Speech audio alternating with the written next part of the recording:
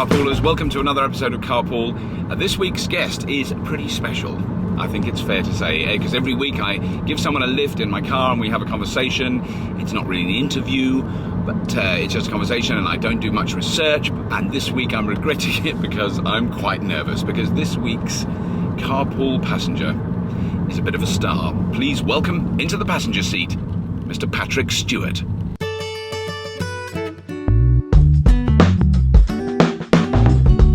Yeah, it's just great around here. Don't let's hit them. No, I won't. I'll be very careful. The other morning on the wall outside my kitchen, I had 4 cock pheasants and 6 females, all lined up on the wall. Yes, I remember when I first went to live and work in Los Angeles. We started filming the pilot episode in April, I think it was, and it was a very dry summer, and so we've been working for several months. And during one day's filming, somebody came on the set and said that there was heavy rain forecast for that evening. And I remember one of the crew saying to me, "Have you driven in LA when it rains?" And I said, "No, but I'm used to the rain. We're going to go right here." He said, "Well, one thing you have to understand is that nobody in Los Angeles knows how to drive in the rain. So if you're on the freeway, anywhere on the roads, be super cautious." And of course he was right. People were sliding and slipping all over the place. When you don't have any rain for weeks and weeks at a time, the roads become so slick. But in January, I've got to fly to San Francisco and then drive from there to an environmental film festival, which is being held in Nevada City. Wow. And then from Nevada City, I'm driving. And I don't actually care about the squirrels. All right. I want to squash them. They eat my trees and do they? kill them, yes. You should have gone for it. Damn, I should have squashed the squirrel. Yes, that made my morning. And then over the mountains to Reno. Wow. And my girlfriend's family, who live in Reno, that was a bit late. Have already warned me that I'm going to encounter snow. And there'll be snow on the freeways, you know. And that's something I have so little experience of, driving in the snow. So I think I'm probably going to pick up a 4x4 for that journey, so that at least I'll have the 4-wheel drive and just take it very it slow. Just past where this blue car is parked, beyond that building, we're going to turn sharp left and park there. There's the post office. Yes, I did 3 days at the Bondurant School in Arizona once. It's coming up here. Yes. It was a combination of race training and just safety driving. Right, it's a good idea. And they had a skid pan, but it wasn't one that they wetted it down. It was a vehicle on outriggers. With outriggers, isn't that scary? Because it just goes. I'm just going to pick up. Don't worry, I'll wait here, no problem.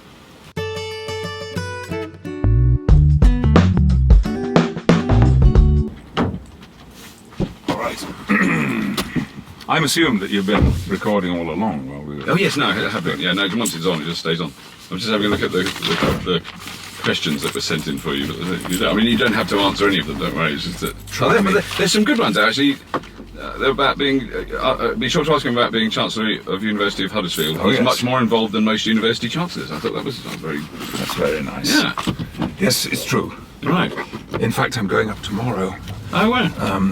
Very early in the morning. Right. We have a royal coming to open a new building. Oh, brilliant. Wow. And I didn't think I could make it. They at about the time that I was seriously thinking about returning to the UK from California. Because you really lived in America then for 17 years. 17 years, sort of pretty much full time. Oh yes. Right. Oh yes. We were 7 years shooting the series. Right. And during that time, my career in England, I suppose almost naturally, came to a complete standstill. And I did try to go home. That was on the time I was on the QE2, very romantically, when the series finished shooting. I decided I would sail back to England. I've always wanted to do that. That must be amazing. Well, no jet lag. You get off and it was great. And I will do it again, but I will never do it alone. Right. And I'd leased my house. I'd bought a house by then. Right. But I had packed up, I'd sort of acquired so much stuff there. And I remember arriving at the quay in New York with 24 cardboard boxes. And the immigration people saying to me, Mr. Stewart, this looks very bad. People arrive in the United States with cardboard boxes. They don't leave with them, it doesn't look good. And he says, how would you assume by this that your time here has been a failure? It's very funny. And, yes, I tried to come home, and on the day that I left... We're going to Chop, sorry, we're going to Chop. No, we're going straight ahead. Straight ahead, right. I had... the script had been delivered to me. Just as I was leaving the hotel to go to the quayside. And I'd been at sea a couple of days when I took the script out and read it, and I really liked it. Right. But I was replacing somebody who'd had to drop out of a project, and it was about to start filming. Right. And so I called my agent, spoke to the director, discussed it, and the end result was that I docked at Southampton, took the train to London, had dinner with my daughter, and got on a plane the next morning and flew back. And that was it. Wow. And I never came back But again. at that stage, during that actual boat trip, though, you were planning on resettling here. I mean, it wasn't a visit. A dear friend of mine was throwing me a huge welcome home Patrick party, which we, of course, had to be cancelled. and that was it. I was then there for another 10 years. Wow. Just one project followed another, and then I set up a production company which was very successful in producing television. Right. But a complete failure so far as producing feature films was concerned. Right. We didn't get one of our projects off the ground. In fact, I was looking through the other day. I'm still opening boxes here. I still have about another 50 boxes from my LA life that haven't been opened. And I came across one that was from our production company, and it's had all the projects that were ongoing at the time that I put the production company on the back burner, which is where it still is. And I went through them, and every single one of them was still, to my mind, a viable project. But getting feature films made is very difficult. It's very, very difficult. Yeah. Your career before Star Trek was that mainly on stage? I mean, because I knew your face when I first saw you doing that, and I went, well, I probably have seen you on stage. That's probably the thing. I did nothing but stage. I was in rep for a number of years, and then finally my ambition was realised. I joined the Royal Shakespeare Company. Right. And I never wanted to go anywhere else. Yeah. And I stayed with them for about 14 years. Right. Never moving. Right. But in that time, we did some television productions. Yeah. We did overseas tours and so forth. And I'd done odds and ends of television. Some of it quite distinguished. I was lucky enough to be in I, Claudius, which still comes up. People still talk about it. Well, it was stunning. It was brilliant. Yeah. And I had the great non-speaking role of the head of the KGB in Tinker Tailor Spy and Smiley's People. Right. Yes. So there had been some television, little bits of it. I'd done a couple of plays for Today and some of the classic series, and I was in, you remember Cedric Messina produced the whole Shakespeare canon. Yes. And I was in the Derek Jacobi Hamlet. But in terms of feature films, very little. John Boorman's wonderful movie Excalibur. Oh, right, yeah. I was in a film directed by Toby Hooper, whose great claim to fame was that he directed Texas Chainsaw Massacre. And he was a wonderful and eccentric man. It was a film which had originally been titled Vampires from Outer Space. And unfortunately, they changed it to something very, very commonplace. But I've always regretted that Vampires from Outer Space didn't appear on my CV. But again, people see that from time to time. Right. And it's also famous in my canon for showing my first on-screen kiss. Right. Which happened to be with Steve Railsback, who's most well known for playing Charles Manson in the film of the Manson clan. Just to quickly explain, I did Red Dwarf for 10 years here, but one time I went to Los Angeles to make the Red Dwarf American version. We did 2 pilots, and then, I mean, it never got further than that. You know, we did a couple of pilots and it was dropped. But that experience of working in British television, which is what I'd been doing for a few years before that, and then suddenly landing in Los Angeles and going, oh God. You know, it was a culture shock for me, and simply the way that the difference between the way English television operates and suddenly being on a set at Universal Studios, where we shot that, and having my own car parking space, even though I didn't have a car. That's very fancy. Yeah. In 14 years of working at Paramount, I never had my own space. You're kidding? I was there for 2 weeks, I had a space. 18-year-old junior executives had their own space. But we never got. And furthermore, what always astonished people was that through the 7 years of shooting Star Trek, I drove myself to and from the studio. Well, I would want to do that, though, I must admit. I guess I enjoyed it, though there were some mornings when it would have been nice to sleep in the back of they a expected car. you. That is extraordinary. Yeah, there was no question of a car and drive. Wow. It changed when we made the movies. Right. But that always somewhat took me by surprise. Yeah. But I never in all those years, because Paramount, I think, is the most glamorous of the Hollywood studios. It retains more of the old Hollywood than any of the others. And I never, ever lost the thrill of driving through the Paramount gates. I'm sure. Yeah. And having one of the security guards touch his hat and say, "Morning, Mr. Stewart," as I went through. Yes.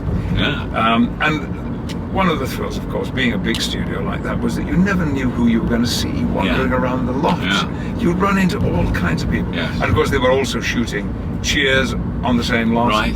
One of the big thrills for me was discovering that on the set, we had 3 permanent big sound stages. Right. And the one that had the bridge and 10 forward and the captain's ready room and the observation lounge. Right.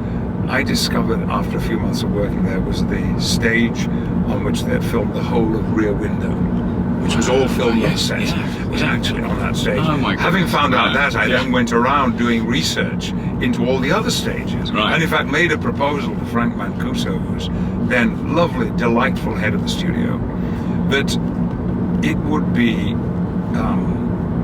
of interest, because there used to be studio tours and things, to put a plate beside each soundstage entrance, just listing the movies that had been filmed shot in that like, for instance, all the Fred Astaire, Ginger Rogers movies were shot on stages 16, 17 and 18. Wow. And 16 was what we call Planet Hell. It's where they always built our alien landscapes. Right. So it was always dust or smoke or cold or water or ice or something like that. By the way, I've got to say, and get this out of the way now, I didn't discover Red Dwarf until I was living in Los Angeles and shooting Star Trek. And I found it on the UK channel. It would on PBS or UK. Something like that.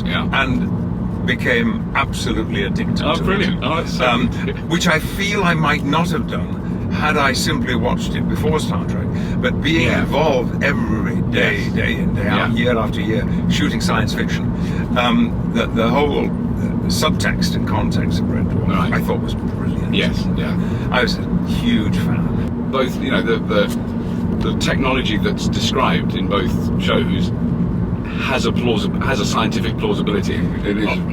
Indeed, it absolutely has. It's interesting as time goes by and we see some of that futuristic technology entering the mainstream of our lives now. I'm probably most well known for a quote of somebody asking me about some of the technology on Star Trek and saying that I wouldn't know a warp core breach from a space-time continuum if they got into bed with me. Yes. And it's, I'm afraid, sad. It is true. No, same here. Yeah. But that was never that important. Yeah. But if we were talking about Huddersfield, Huddersfield become very important to me. Yeah. Is that your hometown? And is that where you're? Strictly speaking, no. I was born and brought up in a neighbouring town called Murfield. Oh, I know. But Huddersfield was the town I went to see my first professional live theatre. Right.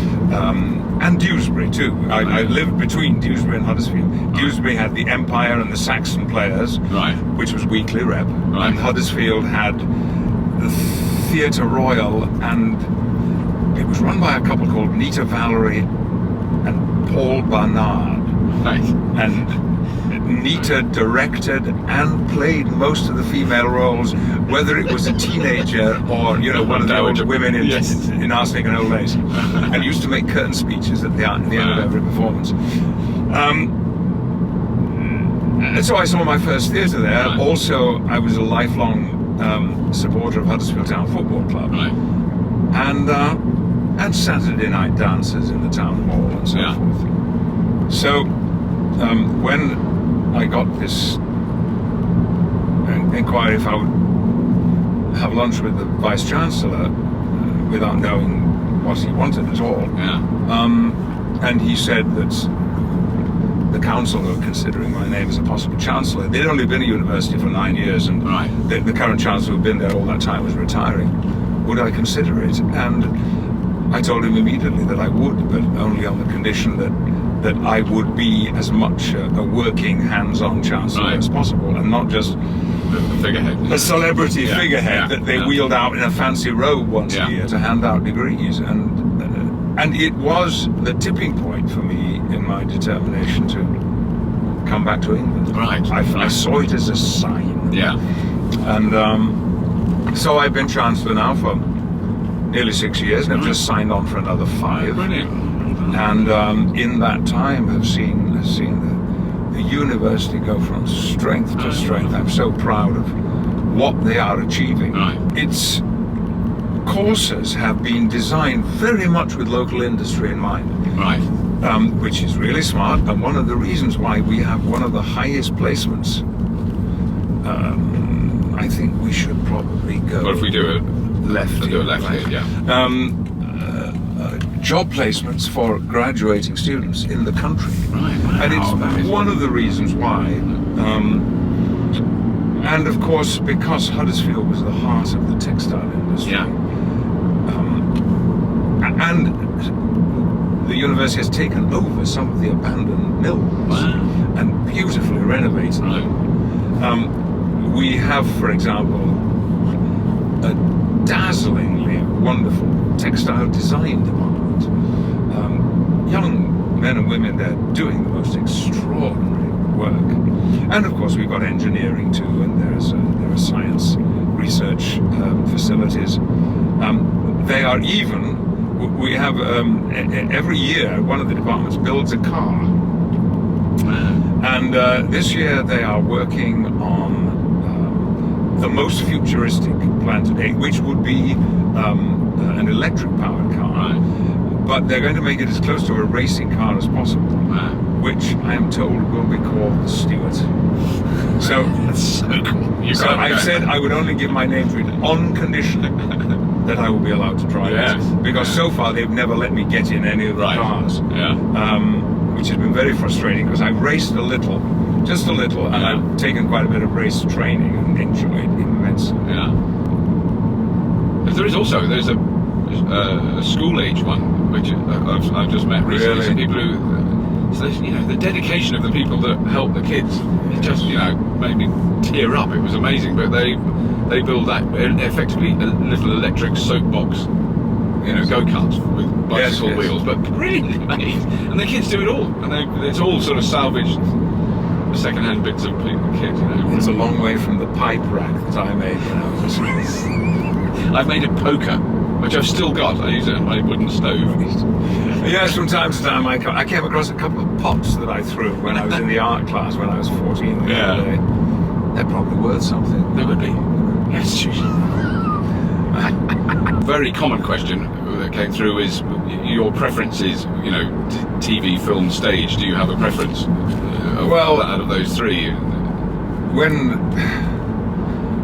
I left drama school, even before, when I was an amateur actor, I just wanted to be in plays. And when I left drama school, all I wanted to do was to be in classical plays. And it took me from 59 to 66 to finally be accepted into the Royal Shakespeare Company. And once there, as I've already mentioned, I was completely content. And it was entirely my life and my passion. And while I lived in the States, I was able to do some of that. I did a really brilliant production of The Tempest, which was in the Park in New York. And then it's the only Shakespeare production they've ever done in the Park was transferred to Broadway. Yeah, very successful run. And that was at the time you were doing. Was that Star Trek was over by then. The series was over. I did an Arthur Miller play on Broadway.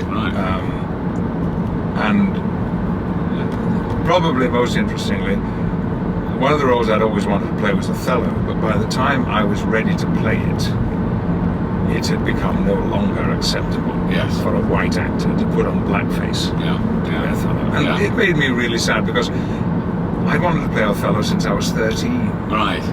And one day, thinking about it, I came up with the idea of simply reversing the racial nature of the play. Well, it would be very good. So I hawked it around England and nobody would touch it. Right. And I tried it in the States, and again I met no enthusiasm until I ran into Michael Kahn, who still is the artistic director of the Shakespeare Theatre in Washington, D.C. Right. And they're sitting in the American Airlines lounge. I pitched this to him, and he bought it on the spot. Wow. And the next day I had a contract, and we did it. Fantastic. I was just going to say, so many brilliant black actors, and there's so many more roles for them. It's the whole of the rest of the cast. The whole of the rest of the cast. Fantastic. I also, given that we were already in a controversial situation, I did some research, found that very few women had directed Othello. So I approached Jude Kelly here in this country. I thought it would be nice to have another English person beside me. And Jude very brilliantly cast Bianca the whore with a white actress. And all of Desdemona's father's servants were white. So not only did we change the racial nature, but the social aspect of the play too. So on the first day, I walked into a rehearsal room with 27 African-American actors, some of whom were so suspicious of the production. I remember one guy, we spent a week sitting, talking, discussing what we were going to do and why we were going to do it. And around about the third day, one of these actors saying, "I don't think I should be here. Wow. I don't feel good about this project." Wow. And he got up to leave, and Jude followed him out, and we all sort of sat around and chatted, and half an hour later she brought him back, and he did do it. And it was one of the grandest experiences of my life. We didn't change a word of dialogue. So I said, "Happily, for I am black." And every night on the stage in DC, I would pause, because I thought, if anybody's going to protest, this is the place to do it. But such solidarity developed in that company. It's amazing. It was very, very moving. What I'd not anticipated at all was that being in a company of black actors, every single one of them would either have already played Othello or would expect to play it in their lifetime. Of course. My Iago had played it twice, and the bugger would prompt me. He never learned Iago properly. He never really knew it. He was a wonderful Iago, but it was always, we kept hitting black ice all the time. But he would prompt me under his breath. And furthermore, because we shared a dressing room, he would give me notes. And you know, I'd see other actors watching me in the wings, and I used to get really self-conscious about it. Not that I thought they were stealing my ideas, but thinking, man, this really sucks. And I remember one school's matinee full of inner city kids, must have been 95% black or Latino. And we came on for the curtain call, and the kids were going crazy. And Ron Canada, who played Iago, was the penultimate one to go on. And he came on, and there was cheering and screaming. And a chant began, "He the man, he the man." And I looked at the stage manager in the corner, and I said, "I'm not going on. I'm not going on. Just bring the curtain down. That's it. That's the end of the curtain call." The stage manager said to me, "Hey, this was your fucking idea. You fucking get on that." And I walked on, and it went. I did it. Wow.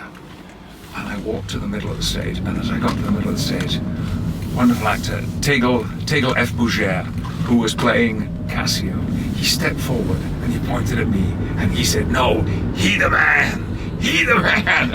And the cast took it up. Wow. And there was this sort of chanting battle happening. It was one of the most exciting moments I've ever spent on a stage. It was incredible. And you know, I still think about, I'd like to play Iago now, actually. I saw But has anyone done a production like that in this country ever? I've never heard of it being done anywhere. It became known as the photo negative Othello. I'd love to do it here. Yeah. I mean, I just think that we're ready for it now. But I keep thinking of all the black actors I know. There's so many brilliant black actors that, you know, get a gig every now and then. But boy, you know, something like that. You've suddenly got 20 great roles. Yeah. Though I must say, doing the murder of Desdemona was at times truly frightening. Yeah. The silence in the audience. Right. I had a tiny actress playing Desdemona. Right. She was so little and so frail, little thin arms like sticks, and very black. Right. And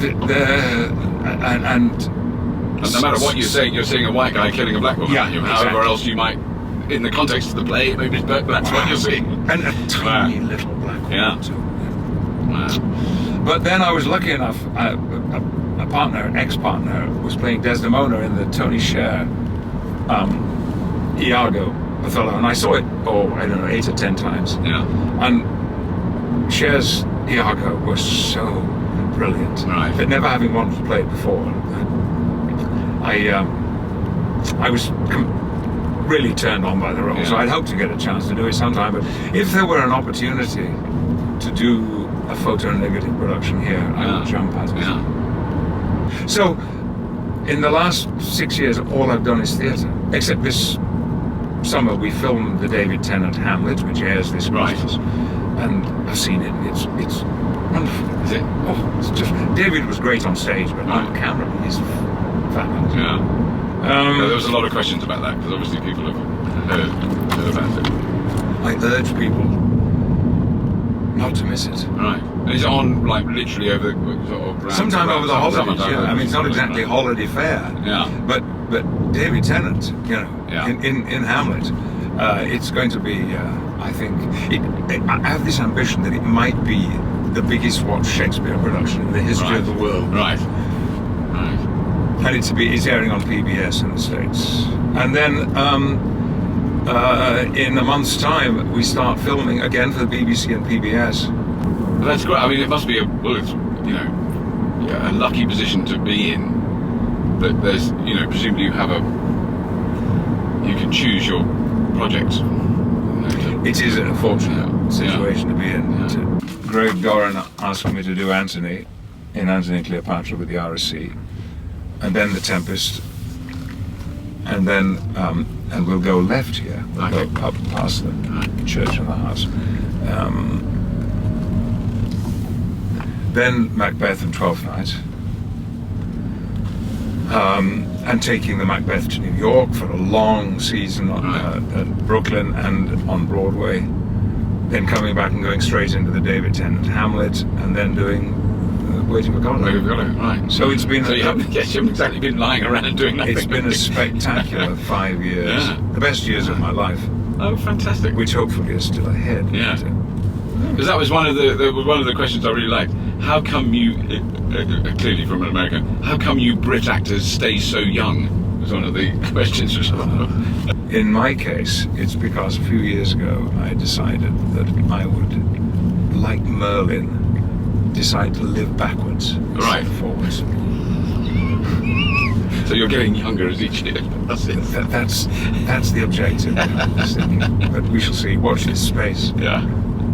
But I like the fact, well, when I spoke to you on the phone, I'll go right here, that because I had a minor sporting accident this morning, which luckily isn't too bad, but I was running. Which I do, you know. Don't want to run. Well, I know, I don't do it very often, but I was just having a quick run up the road, and I trod on just a small pebble, didn't even see it, on the lane up the road from my house, and my ankle went.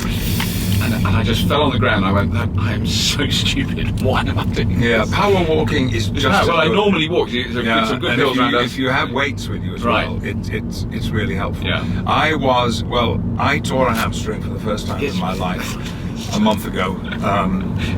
Water skiing. Now, I've water skied for 45 years. Right. I've never had an accident.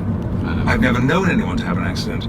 And in the space of 15 minutes, the two old geezers in the boat, myself and my girlfriend's father, I tore a hamstring and he broke his foot. Oh, God. Badly, you know. I guess Straight across. Straight across. Yeah. But I was trying. I've only ever water skied on 2 skis, and he had promised me we'll get you up on a single ski. Until you've been on a single ski, Right. you haven't water skied. And is that, do you have one foot in front of the other on? Yeah, the ski? Right. just like that. And I was doing well. I was getting really close, and then 4th or 5th attempt, you actually imagine you hear it bang, don't you, when it goes? Oh, yeah, yeah. And it was an unpleasant experience. But then, you know, at 69, I guess you shouldn't be trying something new that's sporting. But I think, well, because you're getting constantly younger, you know, you've got to keep trying new things. well, yes, exactly. Yes, that's it. That is the justification for it. Now, my girlfriend's family and they all ski. She and her brother were varsity downhill champions. Right. They all ski, and I don't at all. No, I don't. But I'm going to take lessons. Are you going to go? That's very brave. You know, just nursery slopes, just beautiful cat. Yeah. It is a cat, isn't it? Yeah. Yes, it is. You know, I mean, there's not a day goes by that I do not wander around here and in just disbelief that I can come here whenever I like and nobody comes. I've rewritten the famous line from Waiting for Godot. Nobody comes, nobody goes. It's wonderful.